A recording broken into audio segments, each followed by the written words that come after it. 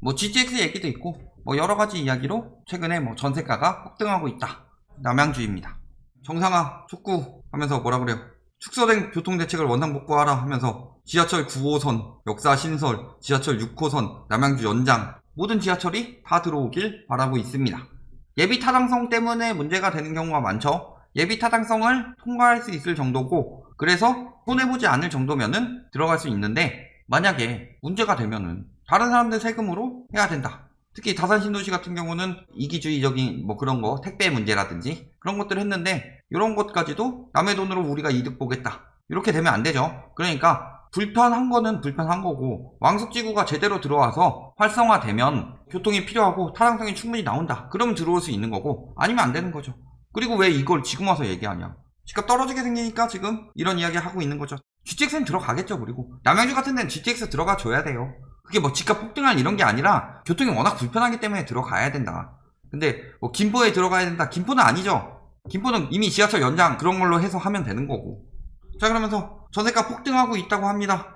자꾸 임대차선법 탈서울 뭐 전세 수요 매물 간 수급 불균형 이야기하는데, 수급 불균형 말할 것도 없이 전세는 작년 대비 말고 허위 매물 감소하고 유예기간 준 시기 이후부터가 진짜죠. 그때 대비해서 엄청나게 많아졌다. 수급 불균형 같은 소리 하지 마라. 거기다가 재계약도 늘어났다. 매물도 늘어나고 재계약률도 늘어났는데 수급 불균형이 말이 되는 소리냐. 니들이 비싸게 받으려고 하니까 안 되는 거지. 임대차 3법 말할 것도 없죠. 그 전에 5월 금리 인하 때부터 상승세가 바뀌었다.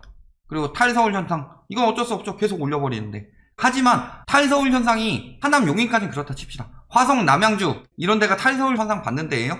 광명, 김포, 성남 이런 데까지 탈서울 칩시다. 광주 이런 데 탈서울 받는 데예요. 이런 데는 탈서울 가능하다고 하더라도 서울에서 한꺼번에 화성까지 밀려가요? 남양주까지 밀려가고 광주까지 밀려가요? 물론 남양주도 영향이 아예 없진 않지만 핵심은 뭐예요? 특히 하남, 남양주, 광명, 용인, 광주, 구리 이 정도 제외하고는 대부분 뭐다? 대규모 공급이다. 공급이 들어오니까 간 거죠. 남양주에 뭐 들었어요? 다산, 별내. 그 다음에 특히 여기서 남양주, 광명, 하남 이런 데 동그라미 쳐놓은 이유는 뭐예요? 왕숙 들어올 거잖아요. 대기수요 들어가 있죠. 하남, 교산 들어올 거니까 대기수요 들어가 있죠. 광명도 대규모 공급 예정되어 있죠. 그러니까 들어가는 거다. 왜 그 이야기 썩 빼놓냐. 예전에 하남 오르고 과천 올랐을 때 하남은 감일지구 때문이고 과천은 지정사 때문에 전세가가 올랐었죠. 그리고 그 뒤에 여파가 어떻게 됐어요? 매매가격 지수 왔다리 갔다리 하다가 점점 커지고 있습니다. 이제 동쪽으로는 남양주, 북쪽으로는 이제 양주, 그 다음에 서쪽으로는 이제 파주, 남쪽으로는 뭐 평택 여기까지 점점 더 외곽으로 밀려나가고 있다. 막상 서초구 전세 터지기 전까지는 강남 3구 전세 저조했었죠. 상승세 막 높아지고 있어요? 커지고 있어요? 외곽이 뜨고 있다는 건 거품이 점점 번져가고 있다는 거고, 예전에도 버블세븐 중심으로 점점 번져가다가 터졌을 때 어떻게 됐어요? 다 오른 만큼 떨어졌죠. 자, 계속 번지고 있다는데 외지인들도 줄어들고 있고, 이런 이야기를 해서 법인들 팔아치우다가 파는 것도 줄어들고 있고 다 나타나고 있죠. 매매 거래량 보면 어때요? 5월 반짝했는데 6월 말 기준이에요. 이제 거래 거의 다 끝났죠. 이제 신고하는 것만 남았는데 요 수준 나올 수 있을까요?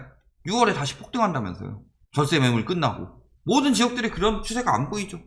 아파트 보면 어때요? 요렇게 되다가 요렇게 되고 있고 확 오르다가 슬슬 요렇게 되어 가고 있는 중이다. 가격으로도 뭐 요거 됐다가 요렇게 떨어지는 경우도 있고 요런 거래가 나올 수도 있고 왔다리 갔다리 하고 있는 중이죠. 여기도 요때 고점 찍고 떨어지고 있는 느낌이고 때에 따라 다르다. 그냥 다 지금 왔다리 갔다리 하고 있는 중이죠. 점점 더 보합세로 가고 있는 중이다. 별내 고점 찍고 이렇게 됐죠. 요런 추세, 요런 추세다. 이런 것들 다 보이죠? 평내, 호평. 자, 이만큼이 거품이란 거예요. 이만큼이. 이게 정상적인 상황이라고 보여요. 저쪽에 공급도 많이 들어왔고 앞으로 공급도 많이 들어올 건데 또 교통 GTX 들어온다고 무조건 올라요. 이러니까 뭐 나오는 건데 올바른 상황으로 보여요, 저게. 자, 매물은 또 감소 뭐 이런 이야기 할 테지만 이거죠, 이거. 전월세만 줄고 있다. 왜? 신도시 발표됐으니까. 왕숙 신도시 66,000 가구 엄청 많이 들어오죠. 그러니까 이런 지역들이 한번 쭉 줄었는데 다시 줄어드는 곳도 있고, 쭉 줄다가 하남이나 과천은 3기 신도시도 있지만 그 전에 지정타나 감일지구 같이 이런 부분이 입주도 들어오고 이런 게 있지만 여기는 왕숙 기대감만 있고 지금 엄청난 입주가 들어오고 있지는 않다. 그러니까 전월세 줄고 있는데 이제서야 줄고 있는 거죠. 올라가는 이유, 전세 어차피 돌려받을 돈이에요. 문제는 뭐예요? 매물 늘어났다가 줄었다고 하는데 요 정도 뿐이다. 조금만 더 올리면 얼마든지 나올 수 있다는 거죠. 보이스 폭탄에도 매물 안 나와요. 매물 엄청 많이 나오고 있죠. 공시가격 발표되자마자 쭉 늘어났어요. 거기다가 지금 개농장 알박기 이런 것들은 정보가 나온 뒤에 알박기가 들어갔냐 혹은 정보가 나오기 전부터 있었냐 이런 걸 구분해야 되죠. 그리고 알박기 같은 경우는 일괄적으로 산정을 하든 법을 만들어서 하든 뭐 그런 식으로 해야 되겠죠. 이 정도 보상금 뭐 해가지고 이야기 나오는데 가축 사용비 뭐 이 정도 받겠다고 하는데 이런 것들 수목 같은 경우도 갑자기 거기다 나무 심고 뭐 농작물 심고 이런 거랑 다 똑같죠. 이런 것도 LH나 이런 데만 조사할 게 아니라 민간인들도 똑같이 해야죠. 저 사람들도 어떻게 따지면은 뭐 LH한테 받았을 수도 있고 정보를 아니면은 저런 식으로 알박기 많이 하면은 배제해라. 지역주택조합처럼 가져갈 수 있게 하든가 뭐 여러가지 좀 생각을 해봐야 되겠죠. 개농장 개가 뒤늦게 들어왔다 그 전부터 개를 길렀다는 그런 증거나 이런 거 없으면 하나도 보상해줄 필요가 없더라. 지금 다 부동산 해가지고 돈 더 받아 처먹으려고 쓰레기 짓거리들 하고 있죠. 근데 어쩔 수 없어요. 저기는 가축 이전비 줘야 되죠. 개농장이 알박기가 아니라 저런 짓거리 하는 인간들이 개이기 때문에 가축 보상금 줘야 되죠. 너가 가축이야 하면서. 자, 토지거래 허가구역 지정되고 있습니다. 왜? 기획부동산이 워낙 설치고 있으니까. 신도시 개발되는 곳 같은 경우는 대부분 기획부동산 설치죠. 속지 마라. 기획부동산은 개발 안 되면 망해요. 그리고 개발되는 지역은 기획부동산으로 안 하죠. 예를 들어서 여기가 개발이 돼요.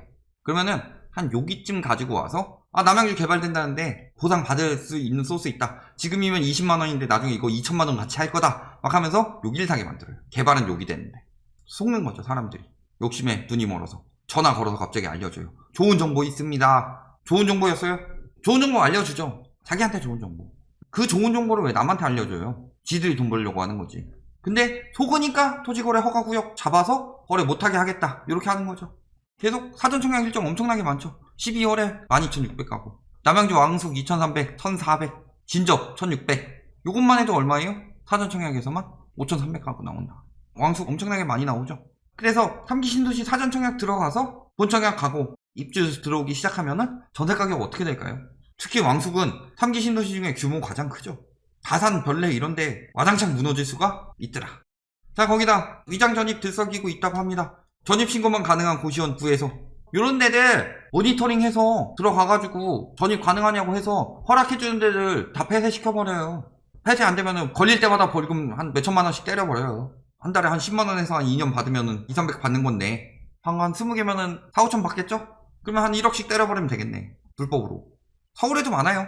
그리고 3기 신도시 부분에도 많다. 저런 사람들 지금 뭐 특사경이니 거래분석원이니 이런 거 나오면은 부적격으로 많이 나중에 나올 수도 있다는 거. 이런 것들은 참고하셔서 목맬 필요 없다는 거죠. 입주도 상반기 4천, 하반기 3,600, 내년에도 3천. 23년에 입주 적은데요. 23년권 아직 다 안 나왔으니까. 그래서 입주는 계속 늘어나는데 지금 보통 이쪽에서 많이 가죠. 강남보다는 송파, 강동 이런 데서 하남이랑 남양주로 많이 가죠.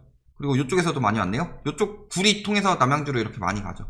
이렇게 밀려난 수요들 나중에 어떻게 된다? 회귀할 것이다. 왜? 나중에 서울이나 이런 데 집 남아 돌 텐데. 자, 분양도 나오고 있죠. 이런 식으로 전세가 올리고 해서 집값 띄워놓고 GTX 인근 계속 오른다 해서 인근 공인중개사나 이런 데서 또 수수료 좀 받아먹고 이런 식으로 하는 것이 언론의 행태죠. 그래서 띄우려고 하고 있을 뿐이다. 결론, 전세가 급등하고 있는 데는 대부분 뭐예요? 청약 수요. 그런데 이거 빠지고 나면 어떻게 돼요? 과천이나 하남의 예시를 보면 알 수 있더라. 남양주 역시 마찬가지다. 거기에 밀려나는 수요, 추후 회귀하겠죠. 특히 이주 수요 같은 경우도 꽤나 많이 왔을 테고 그런 것도 회귀하겠죠.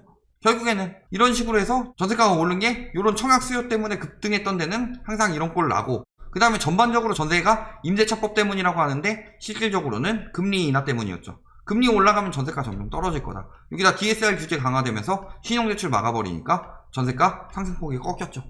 꺾이다가 서초구 이주 수요 나오면서 지금 서울 조금 나오고 있을 뿐이다. 이런 부분만 보시면은 결국에 나중에 어떻게 될지 답이 보이죠. 특히 그럴 땐 외곽 지역일수록 위험하다고 그랬는데 동쪽에서 남양주 이상으로 퍼지긴 힘들어요. 남쪽에서는 화성 이상으로 더 퍼지기 힘들죠. 서쪽도 김포, 일산까지는 그렇다 치더라도 파주나 저기 뭐 송도 이런 거 굉장히 위험하다. 거기까지 퍼지는 것 자체가 말이 안 된다. 자족시설 충분히 갖춰놓지 않으면 지금이야 뭐 엄청나게 좋은 신도시 뭐 이런 이야기 하지만 아무리 잘 지어놓은 신도시도 결국에 인구 다 빠지면 끝나요. 일본 사례 보면 나오죠. 그런 것들 항상 명심해 두시기 바랍니다.